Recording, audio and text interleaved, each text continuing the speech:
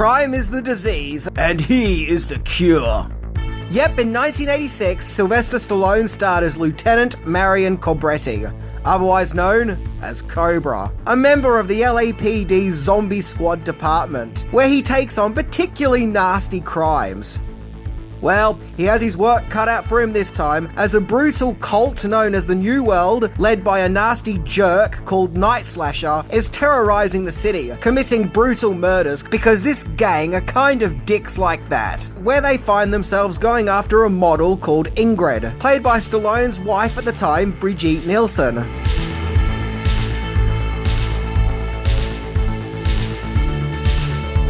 Most fans of kick-ass 1980s movies know about Cobra, but what about the version of this movie that you've never seen? What would the movie have been like if it turned out Detective Monty was actually the big bad guy the whole time? Imagine if the movie was even bloodier, with a higher body count. But above all, what is in the grisly Christmas present package that is sent to the police department? Eesh.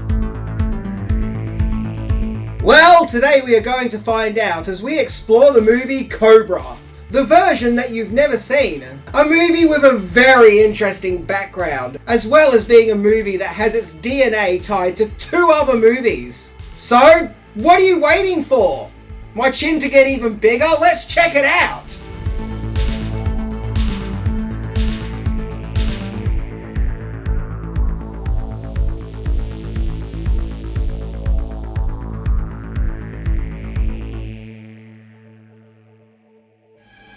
Your disease, and I'm the cure. Die! Drop it! So the dark and brutal world of Cobra has a unique backstory as to how it got made, as this sadistic and controversial violent action movie had its start in the most unlikeliest of places, as this movie was originally going to be... Beverly Hills Cop. Get the f*** out of here! Somebody else, I said it myself. Yep, that stellar comedy movie that catapulted Eddie Murphy into the pop cultural stratosphere. You see, when Beverly Hills Cop was in its early days of production, Sylvester Stallone was attached to star in the movie as the Detroit cop let loose in Beverly Hills, Axel Foley. Stallone was on board to play the part, but he had issues with the script. He wanted to make changes and for the movie to cater more to his style of acting. So, Stallone wrote a new script, one that pretty much removed all the comedy and made the movie darker, as well as having more of a serious tone and a lot more violence. Foley was no longer a funny, wise-talking cop, but now a tough, no-nonsense, hardened one, who has seen some action in his time. A man moulded by the brutal reality of his environment. A man who eats scissor pizza, sure. And so Stallone's rewrites were resembling what would eventually become Cobra. Paramount Pictures, who were backing Beverly Hills Cop, however, did not like the new script. They wanted a comedy, and this script was a hard-hitting action movie, and they felt that the action scenes Stallone wrote went above their budget. So, with his ideas being rejected, Paramount Pictures then went with Eddie Murphy instead, to which Beverly Hills Cop was released as intended, a comedy, where it would become the highest grossing movie of 1984, and for its time, the highest grossing R-rated movie. Oh dear. Oops. Do you know you have an attitude problem? Yeah, but it's just a little one. Stallone, undeterred, decided to bring to life his own ideas he created for Beverly Hills Cop, and got back to working on the script of what would eventually become Cobra. He took heavy inspiration from a book called A Running Duck by author Paula Gosling, to the best of my knowledge no relation to Ryan Gosling. A book which is about a woman who has dangerous killers hunting her down, where a cop must protect her. In this case, the cop is called Mike Mulchek, and the female in danger is called Claire Randall. And in the book, she's a copywriter for an advertising agency, not someone who does glamour photo shoots with robots. And the killer in the book is a prolific assassin called Edison. And just as with Cobra, Mike and Claire fall in love. In fact, Cobra is so similar to the book A Running Duck, its author Paula Gosling got a credit in Cobra, and her book even got republished as a novelization of Cobra. And what's even more fascinating is that in the 90s, A Running Duck would be remade into another movie, one that was called Fair Game, which starred Cindy Crawford. And the villain in that movie was played by actor Steven Berkoff, who also incidentally played the main villain in Beverly Hills Cop. So could it be that Beverly Hills Cop and Cobra and Fair Game are indeed one and the same? Now, the Cobra script was picked up by Warner Brothers for distribution, as well as being produced by the Cannon Film Group, with it particularly being produced by its infamous founders, Golan and Globus, who at that stage were trying to turn their troubled production company into a mainstream one that made big blockbuster movies. And Cobra was directed by George P. Cosmatos, who previously directed fellow Stallone action-adventure Rambo First Blood Part 2, which was a huge hit for its time. Now, the shoot was to take place in Seattle, where Stallone envisioned this big climax in the movie, involving a motorbike chase on a ferry at night. But when it came to film the night scenes, Stallone found that that location that night had a big mosquito problem. So the filming shifted to California, with a new ending and filming taking place in Los Angeles, as well as Santa Clarita and Long Beach. Now, one big issue that was causing problems and changes for Cobra from the very start was its use of violence. Yep, its violent nature was a real big issue from start to finish. The original script already had scenes cut out of it. For example, the shootout that takes place at the start of the movie didn't originally take place in a supermarket, but in a movie theater, where it featured more people being killed. And Cobretti had more of a personal stake in finding the night slasher, as it's revealed that Cobra previously had a girlfriend who was killed by a deranged psycho. And what's even more fascinating, the movie would have ended with the twist plot that Detective Monty, the guy who's always giving Cobretti a hard time about his brute force way of doing things, was to be revealed as the leader of the New World, and thus was the movie's true big bad guy, where Cobra ends up killing him. No hard feelings.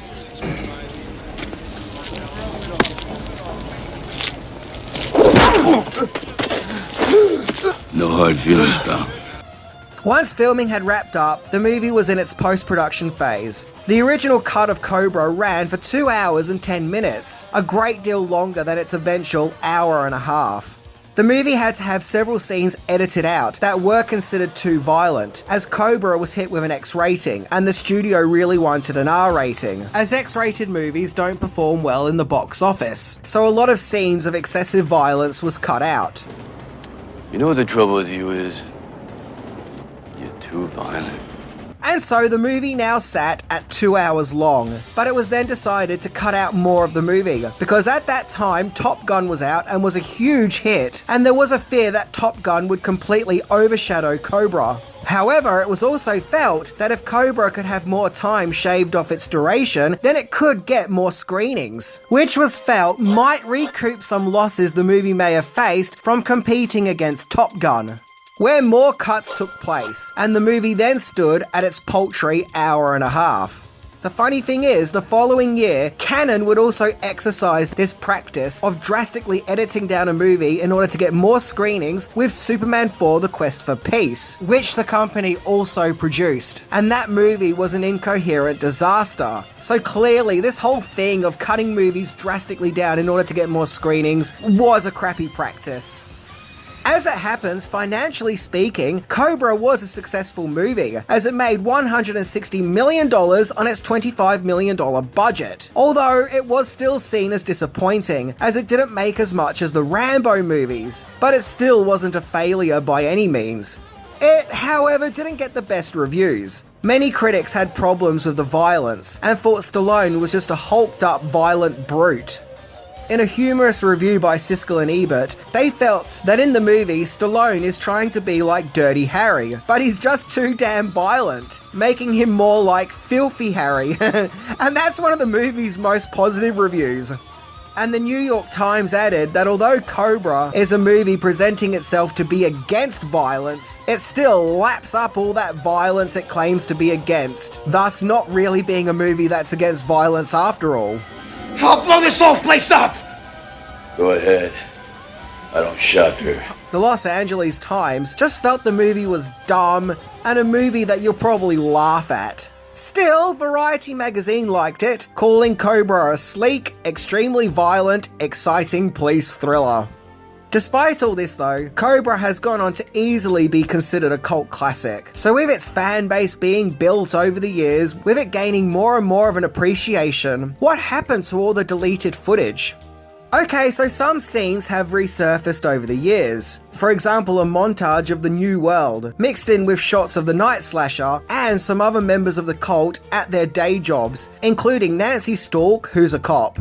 I guess showing that these creeps could be anyone that you could bump into in society. Which I guess, yeah, is kind of a frightening concept.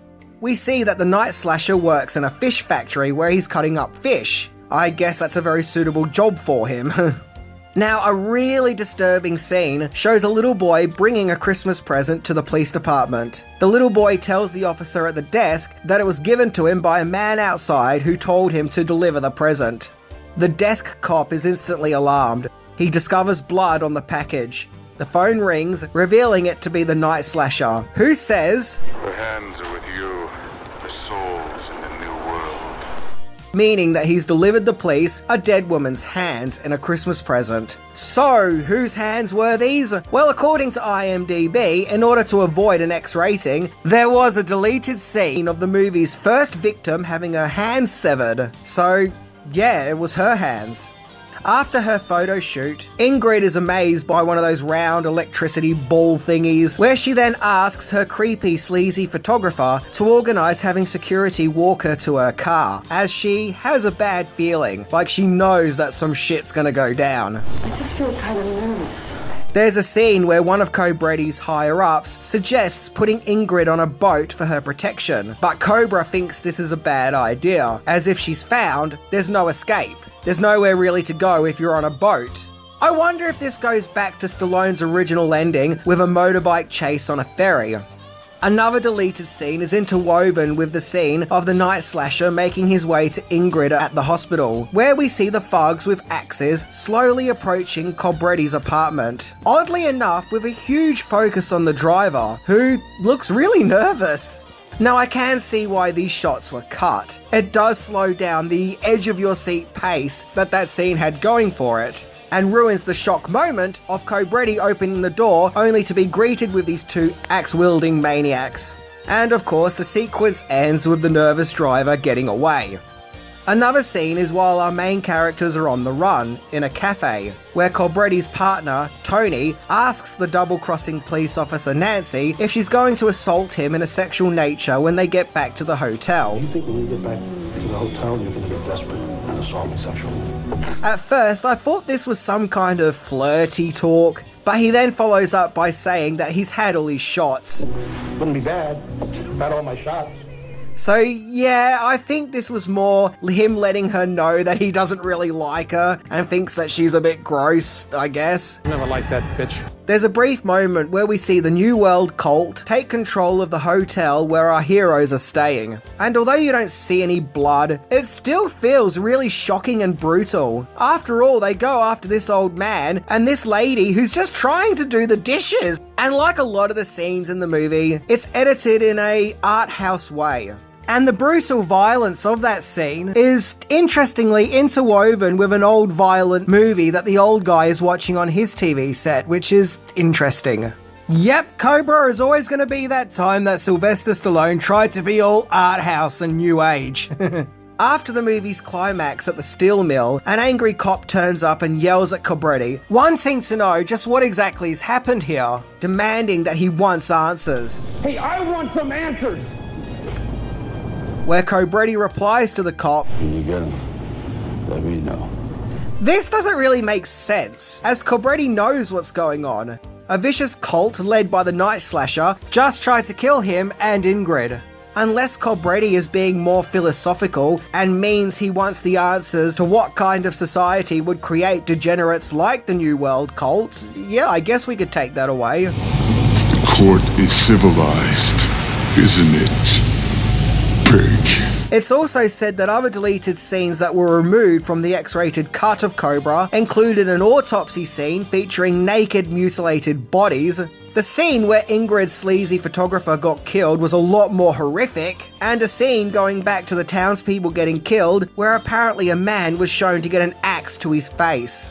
In fact, over the years, several lost scenes have even ended up being shown on TV broadcasts, including a scene where Cobra tells a janitor that he's doing a great job, where he then checks his letterbox at his place of residence and bumps into a lady with a dog, as well as additional dialogue of Cobretti arguing with the suits at the police department as they battle amongst themselves with how to protect Ingrid, where Cobra still insists that someone in the police force is leaking out information to the bad guys.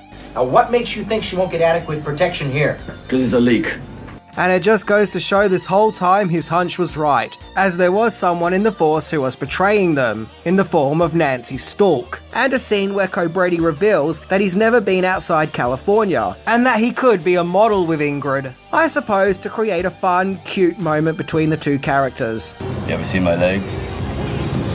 Now, supposedly there's an original work print of Cobra, one that's out there somewhere, which contains the complete 130-minute X-rated uncut version of the movie. And some people have claimed to have seen it, but thus far nothing official has ever been confirmed of this cut. And so there are still plenty more deleted scenes out there, and at this rate they may be lost into the void forever. Unless the rumours are true and some people do have access to Cobra's original work print. Upon rewatching Cobra recently, something that really struck me is that it feels just as much of a horror movie as it does an action one. There are several moments where it feels like the movie goes into full slasher movie territories. Even the music often sounds like creepy slasher music. Heck, our main villain is called Night Slasher, and his second in command is called Nancy Stalk, as in Nancy and a stalker. The clues are right there in front of us with this movie's intentions. So really, Cobra is kind of like a Friday the 13th or Halloween movie, only if Jason or Michael Myers had a cult who followed them, and only Rambo can come along and save the day. And it's every bit as awesome as it sounds. And look, maybe this is why Cobra was such a big issue for the MPAA at the time. Maybe they were okay with violent action movies and violent slasher movies, but combining the two was just too much at that time and freaked them out a little. I don't know, that's just a guess. But regardless, most people have now seen Cobra, and I think most people really like this movie. All said and done, despite its sometimes art house aesthetics and robots, Cobra is one awesome, badass action movie from the 80s. Oh, how could you not love it? This is where the law stops, and I start. So unless you're one of the people to see the original work print of Cobra, then really no one has seen the complete version of this movie. Yep, this whole time we've been watching an incomplete film. But that said, it does give Cobra even more mystery and allure. After all, what if we did find this treasure trove of missing scenes, only to be disappointed? Only to be like, oh, is that it? So to me, it keeps a little bit of mystery and excitement alive with Cobra. Anyway, I'm Minty, and at least we didn't get a Cobra reboot, which no doubt would have either starred Dwayne Johnson or John Cena. Ugh. See ya!